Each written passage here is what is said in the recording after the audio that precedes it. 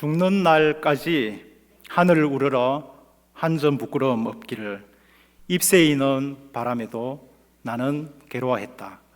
별을 노래하는 마음으로 모든 죽어가는 것을 사랑해야지. 그리고 나한테 주어진 길을 걸어가야겠다. 오늘 밤에도 별이 바람에 스치운다. 이 시는 1941년 윤동주가 지은 시입니다.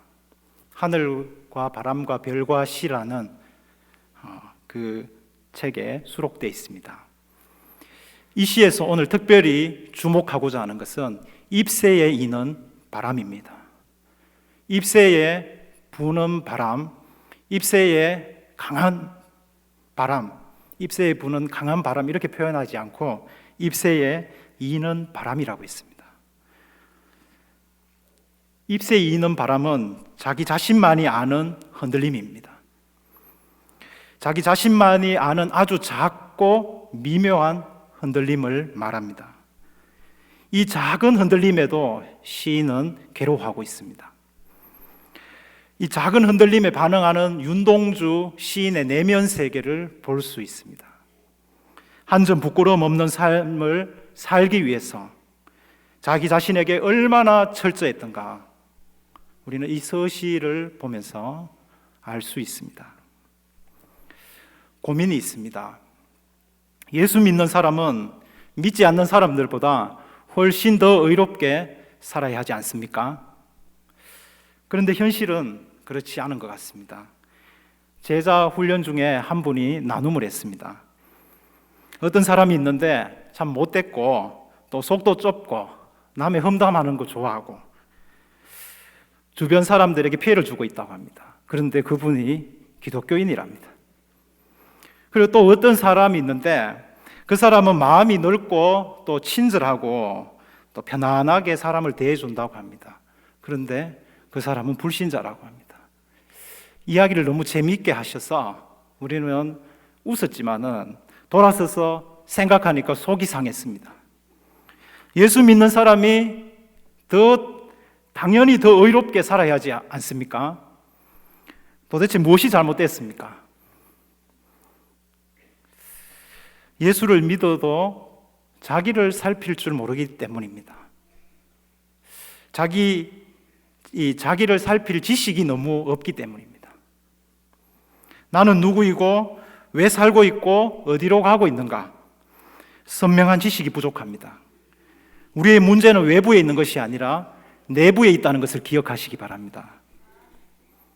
다시 말씀드립니다. 예수 믿는 사람은 세상에 비교할 수 없을 정도로 의롭게 살 수 있습니다. 그렇게 강력하게 살 수 있는 힘의 원동력, 예수 그리스도가 우리 마음에 계시기 때문입니다. 참고로 이 이야기 하신 분은 마음이 넓고 매우 온유하시고요. 그리고 사람을 편안하게 대해주시는 분이십니다. 우리 동신교회는 이런 의로운 인격을 갖추신 분이 많습니다. 우리 옆에 분과 다시 한번 따뜻한 마음으로 인사하겠습니다. 당신을 보니 의로운 인격이 생각납니다. 이렇게 한번 해봅시다. 당신을 보니 의로운 인격이 생각납니다. 네. 우리 목사님 비롯해서 우리 동신교회는 이 마지막 때에 끝까지 진리를 외치는 그러한 소망이 되는 우리 교회가 되는 줄 믿습니다. 신앙이 성숙해 가는 사람은 자기 자신을 잘 살핍니다. 내가 현재 어떤 영적인 상태인지 볼 줄 압니다. 우리는 잎새에 있는 바람은커녕 때때로 유혹의 강한 바람 또 제약의 폭풍이 불어도 전혀 알지 못할 때도 있습니다. 여러분 어떠합니까?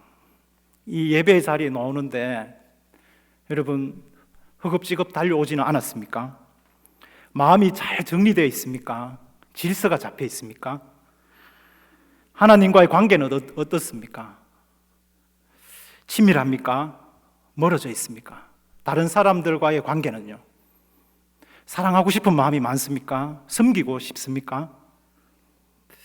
평생을 자기 자신을 잘 살피고 아주 훌륭한 인격을 가졌던 조나단 에드워즈의 결심문 47번을 우리 같이 한번 읽어봤으면 좋겠습니다. 함께 읽겠습니다.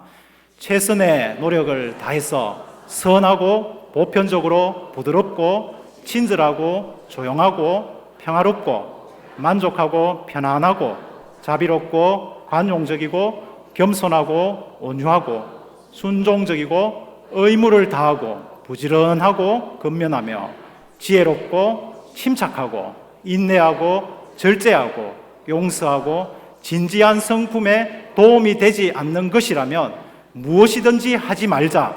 그리고 항상 이러한 성품이 되도록 하자. 그리고 매 주말마다 내가 그렇게 실천했는지 여부를 엄격하게 점검하자.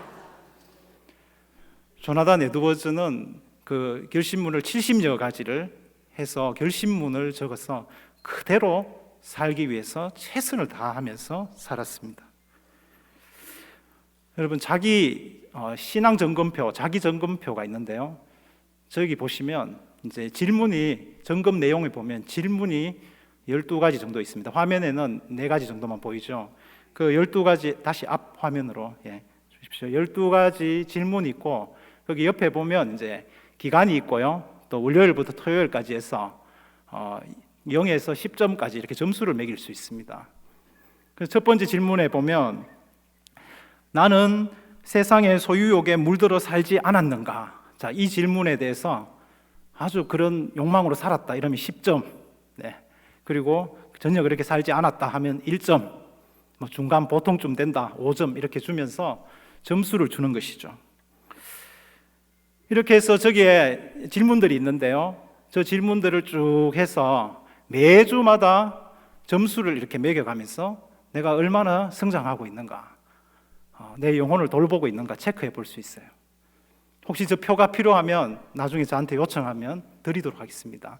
저기 나오는 질문을 두 번째부터 한번 읽어보도록 하겠습니다. 두 번째, 나는 마음에서 우러나오는 열렬하고도 간절한 기도로 하나님 앞에 나아갔는가? 나는 대화와 행동에 앞서 자신이 행하려는 바가 하나님의 뜻에 부합하는지 심사숙고하였는가? 나는 시간을 아껴 쓰며 분명한 목표 속에서 보람된 하루의 일과를 보냈는가? 나는 내가 할 수 있는 선한 일을 함에 있어서 뜨거운 열심이 있었는가? 나는 삶 속에서 순간순간마다 하나님께 감사를 드렸는가?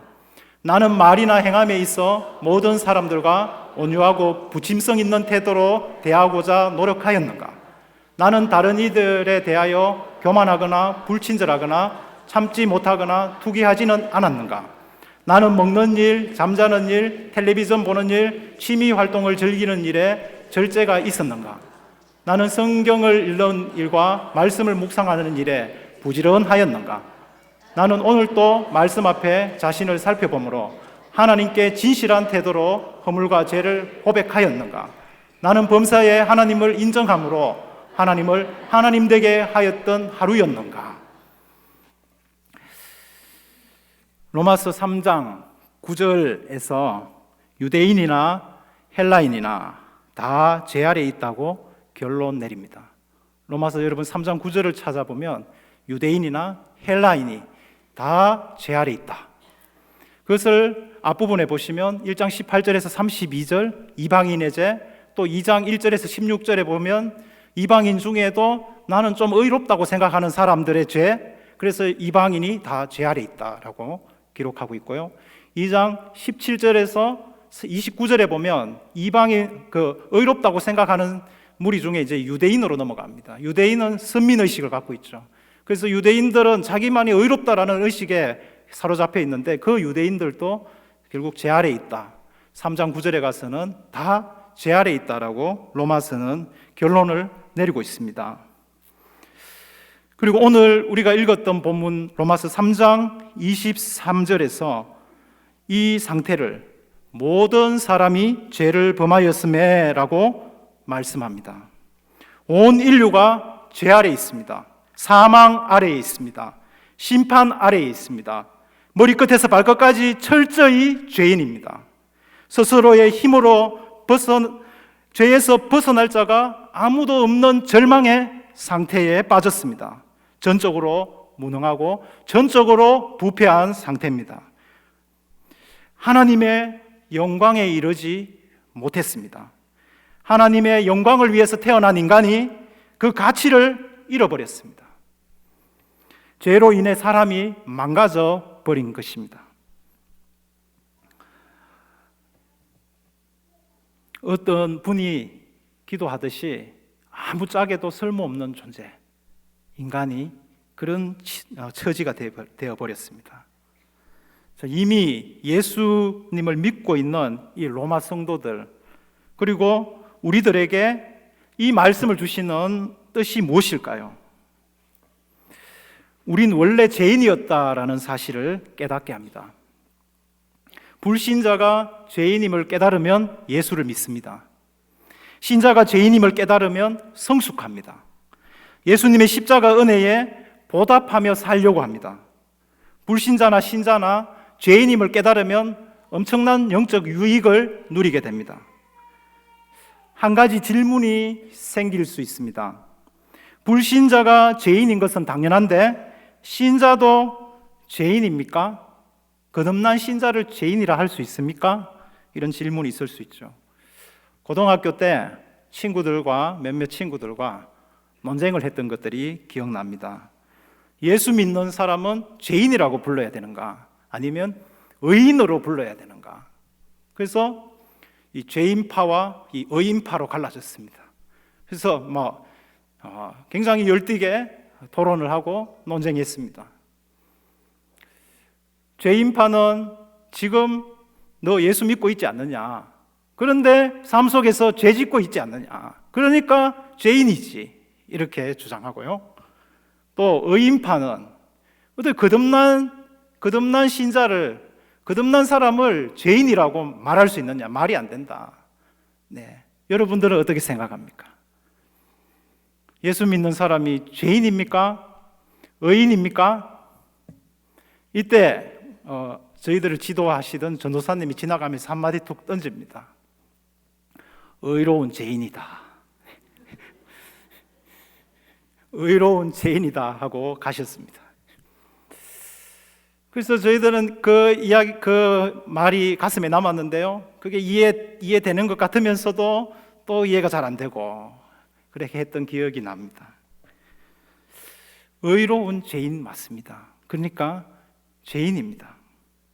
예수님을 믿음으로 죄에 대한 법적인 책임을 면했습니다.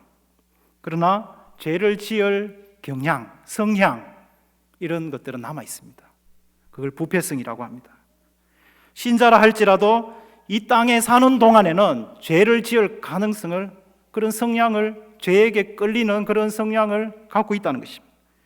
육신이 약하기 때문에, 이 몸이 약하기 때문에 거듭난 신자라 할지라도 죄의 영향을 받습니다. 이 죄가 이 연약한 육신, 이 몸을 통해서 지배하려고 합니다. 그래서 죄는 이 몸의 본능, 또 몸의 사욕을 쫓아가도록 계속 부추깁니다. 이 존 오웬이 있습니다. 존 오웬은 이 부분에 대해서 연구한 최고의 학자입니다. 청교도의 황태자, 또 영국의 칼빈이라는 별명도 있습니다. 그가 쓴 책 신자 안에 내재하는 죄라는 책에서 그 존 오웬은 로마서 7장을 통해서 신자 안에 죄가 있다고 분명히 이야기합니다. 신자 안에 죄가 있는 정도가 아니라 죄의 법이 있다라고 말합니다. 죄의 법이 있다라는 것은, 그것은 굉장한 힘이 있다는 겁니다. 강제력이 있다는 것입니다. 신자 안에도 이 죄의 법이 강하게 자리 잡고 있어서 언제든지 죄를 지을 그러한 가능성이 신자의 내면 속에도 있다는 것이죠.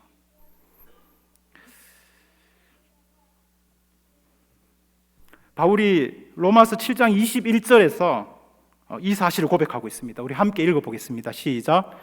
그러므로 내가 한 법을 깨달았노니 곧 선을 행하기 원하는 나에게 악이 함께 있는 것이로다. 아멘.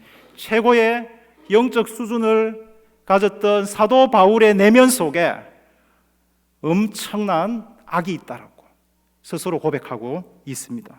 그는 계속해서 7장 22절 23절에도 내 속사람으로는 하나님의 법을 즐거워하되 내 지체 속에 한 다른 법, 내 마음의 법과 싸워 내 지체 속에 있는 죄의 법으로 나를 사로잡아 잡는 것을 보는도다. 죄의 법, 한 다른 법, 그것이 있다는 것이죠. 죄의 법에 사로잡히고 있는 자신의 모습을 보면서 지금 탄식하고 있습니다. 그래서 절망스러운 고백을 7장 24절에 우리 함께 읽어보겠습니다.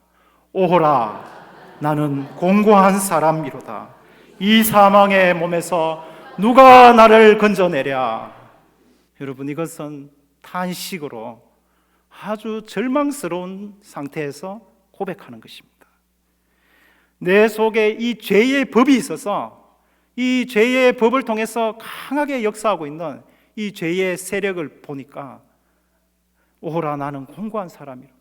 이 사망의 몸에서 누가 나를 건져내랴. 바울이 불신자입니까? 분명한 신자입니다. 신자 중에도 수준 있는 신자입니다. 신자도 이런 절규에 빠질 때가 있습니다. 신자 안에도 이 내재하는 죄의 법이 활동하기 때문입니다. 그런데 이 문제를 누가 해결해 주셨습니까? 예수 그리스도. 할렐루야. 25절입니다. 7장 25절. 우리 주 예수 그리스도로 말미암아 하나님께 감사하리로다. 하나님의 지혜 예수 그리스도. 예수님이 우리를 구원해 주셨습니다. 예수님이 우리가 의롭게 살도록 인도해 주셨습니다. 예수님은 죄인인 우리를 의인이라고 여겨 주셨습니다. 예수님은 우리를 속량했습니다. 3장 24절에 보십시오. 그리스도 예수 안에 있는 속량으로 말미암아 하나님의 은혜로 값없이 의롭다 하심을 얻은 자 되었느니라. 이 속량이라는 단어는 노예를 위해 값을 지불했다라는 의미입니다. 노예를 위해 값을 지불했다. 이 고대 로마 시대에는 노예가 많았습니다. 전쟁이 많았던 시기여서 전쟁 포로들은 대부분 노예가 되었습니다. 그래서 어떤 학자들은 한 30%, 로마 인구의 한 30%가 노예였다. 또 어떤 학자는 50%까지 노예였다라고 주장합니다. 그러니까 아무래도 그 노예가 많았으니까 또 예수 믿는 사람들 중에도 노예가 많았을 겁니다. 그 피부 있게 다가왔겠죠. 이 로마 교회에 노예 신분으로 있는 기독교인들에게 말이죠. 시장의 물건처럼 노예들을 진열해 놓습니다. 마음씨 좋은 한 부자가 와서 그 가족 전체, 노예 가족 전체를 큰 값을 치르고 사갑니다. 그리고 집에 데리고 와서 깨끗이 씻기고 말끔한 옷을 입힙니다. 식탁에는 맛있는 음식들을 차려놓습니다. 그리고 마음껏 먹도록 허락합니다. 그 식사를 다 할 때쯤인데 갑자기 종이 하나를 가지고 옵니다. 그 종이 안에는 이런 말이 적혀 있습니다. 당신은 자유인입니다. 당신은 자유인입니다. 그리고 주인 도장이 탁 찍혀 있습니다. 본문에서 말하는 속량이 바로 그런 의미입니다. 예수님이 값을 치러주시고 죄의 노예로 살던 우리들을 자유인으로, 의인으로 바꾸어 주신 겁니다. 그것이 속량입니다. 계속해서 이어지는 로마서 3장 25절, 26절에는 하나님의 놀라운 지혜를 말씀하고 있습니다. 우리 같이 한번 읽어봅시다.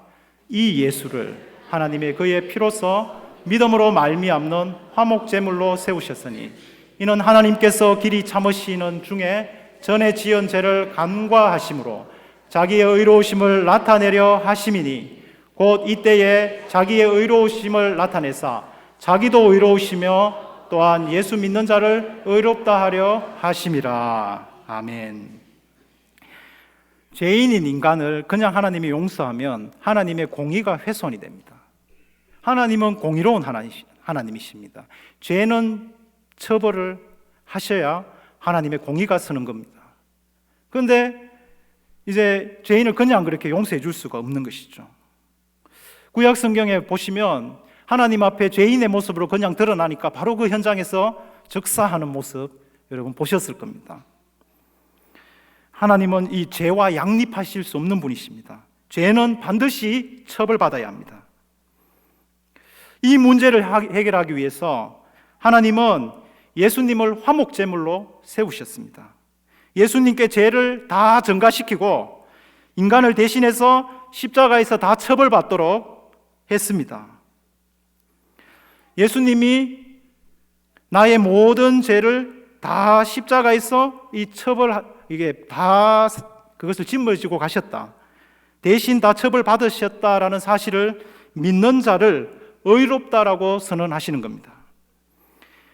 여기에서 하나님 자신의 의도 훼손되지 않고 또 인간의 절망도 해결하는 예수님의 십자가는 하나님의 지혜입니다. 하나님의 공의도 쓰고요.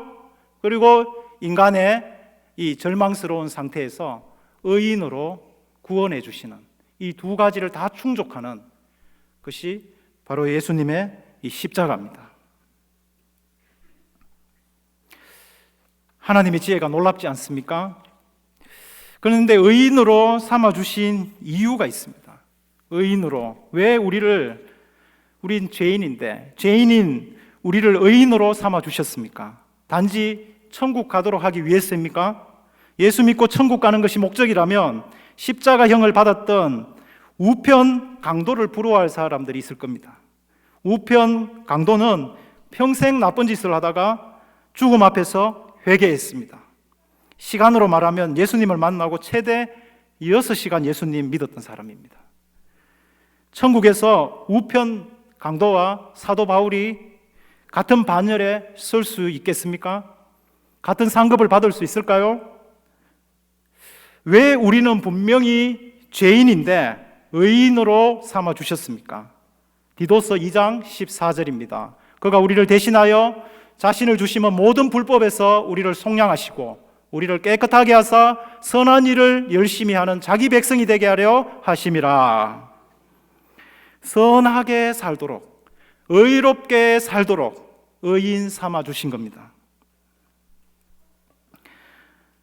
심각한 죄인이 나를 의롭다고 칭해 주시는 이 은혜를 헤아릴 때에 선하게 살고자 하는 강한 내적인 동기가 생깁니다.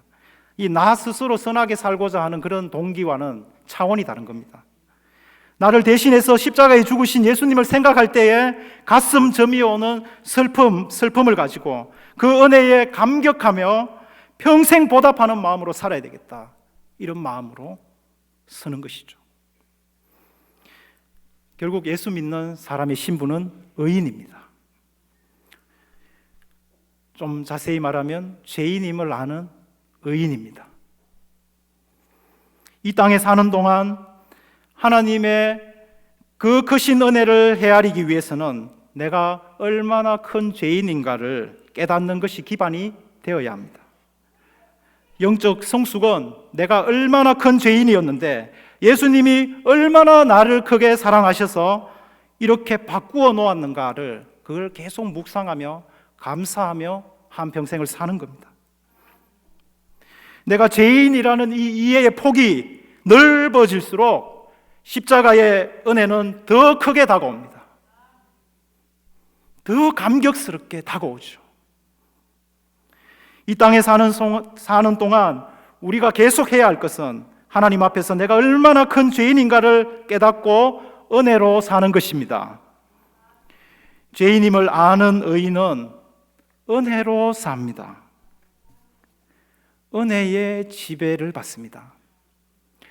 여러분, 거듭난 신자의 상태는 죄가 지배하든지 은혜가 지배하든지 그 마음의 왕자는 그 둘 중에 하나입니다. 불신자는 절대적으로 죄의 지배를 받고 있습니다.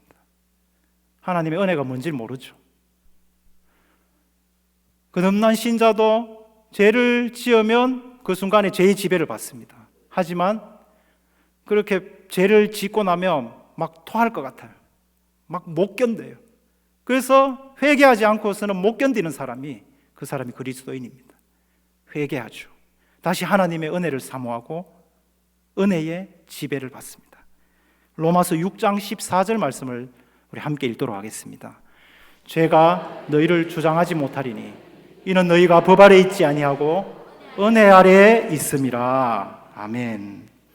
우리는 예수님과 연합되어져서 십자가와 부활을 체험한 사람들입니다. 예수님이 십자가에 죽을 때 그때 우리도 거기에서 죽었습니다. 예수님이 부활하셨을 때 그때 우리도 부활했습니다.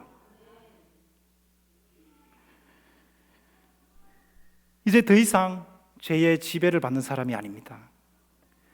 은혜의 지배 속에서 사시기 바랍니다. 특별히 말씀의 은혜를 붙잡아야 되겠습니다. 우리가 어떤 모습일 때 가장 아름다운가 하면 진리의 말씀이 이 강단에서 선포되고 그리고 그 말씀을 붙잡고 그 삶 속에서 구체적으로 적용하면서 실험하면서 살고 있는 그 사람을 볼 때 참 아름답습니다. 목회자의 최고의 기쁨은 바로 그것입니다. 말씀을 붙잡고 진리의 말씀을 붙잡고 그 말씀대로 삶 속에서 그 말씀을 이루고자 하는 강한 열정으로 사는 사람들 보면 너무 힘이 납니다. 어떤 분은 또 체험이 중요하다고 합니다. 자신이 체험한 것을 계속 말합니다. 그러나 실수하는 경우를 많이 봅니다. 이 자신의 체험을 자꾸 이야기하다 보면 자신의 체험이 절대화되고 그리고 다른 사람들을 이게 주눅들게 합니다. 이 신앙의 근거를 체험해 두면 계속 이런 신앙의 요동이 있습니다. 신앙의 근거는 체험이 아니라 말씀에 두어야 되는 줄 믿습니다. 기록된 이 하나님의 이 은혜의 말씀을 붙잡고 날마다 그 말씀을 적용하면서 체험하는 신앙생활 하시기를 축복합니다. 죄인임을 아는 의인은 예수님의 마음으로 삽니다. 내 안에 선한 것이 없다. 선한 것이 하나도 없다. 선한 분은 예수님뿐이다. 예수님 마음이 내 속에 있게 하소서라고 이렇게 고백하면서 예수님의 마음으로 사는 자입니다. 어느 금요 기도회 중이었습니다. 찬양팀에서 조용한 가운데 한 분으로부터 이런 찬양이 흘러나왔습니다. 보소서 주님, 나의 마음에 선한 것 하나 없습니다. 그러나 내 모든 것 주께 드립니다. 사랑으로 안으시고 날 새롭게 하소서. 주님 마음 내게 주소서. 내 아버지, 주님 마음 내게 주소서. 나를 향하신 주님의 뜻이 이루어지도록 주님 마음 내게 주소서. 우리 함께 한번 불러볼까요? 보소서 주님, 나의 마음에 선한 것 하나 없습니다.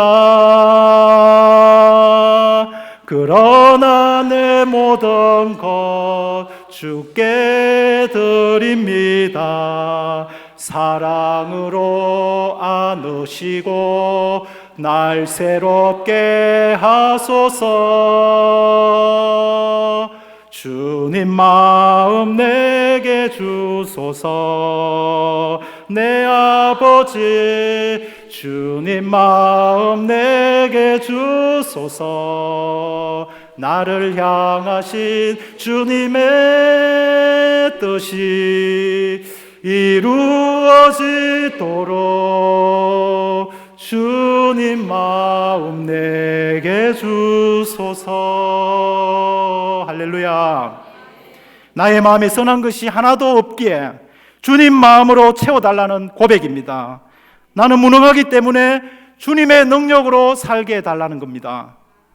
그 마음으로 살아갈 때에 주님의 뜻이 이루어집니다. 죄인임을 아는 의인은 하나님과 사람 앞에서 거리낌 없이 삽니다. 척 콜슨이라는 닉슨 대통령 때 법률 고문이셨습니다. 그런데 워터게이트 사건에 연루되어서 감옥에 들어갑니다. 이때 감옥에서 빌리 그레함 목사님을 만나서 회심하게 되고, 그리고 빌 브라이트 박사님을 만나서 후에 훈련을 받아서 예수님의 아주 훌륭한 제자가 됩니다.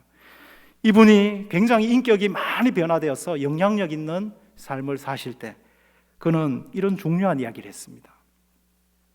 가장 중요한 성품 3가지를 말씀드리죠. 첫째, 인테그리티. 둘째, 인테그리티. 셋째, 인테그리티. 여러분, 인테그리티, 저기 단어가 보이시죠?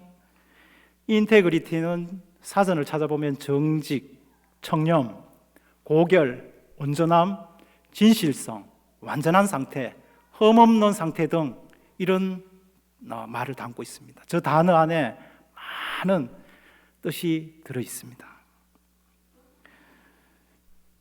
이 김충건 박사님은 인테그리티를 이렇게 정의했습니다. 너무 훌륭한 정의라고 생각합니다. 우리 같이 한번 읽어봅시다. 인테그리티란 하나님 보시기에 옳은 일을 하기 위해서 타협하지 않는 헌신이다. 할렐루야. 하나님 보실 때에 그 옳은 것이라면 타협하지 않는 그런 인격이 있어야 됩니다. 인테그리티는 하나님 보실 때에 올바르게 살아가는 그 인격을 말합니다.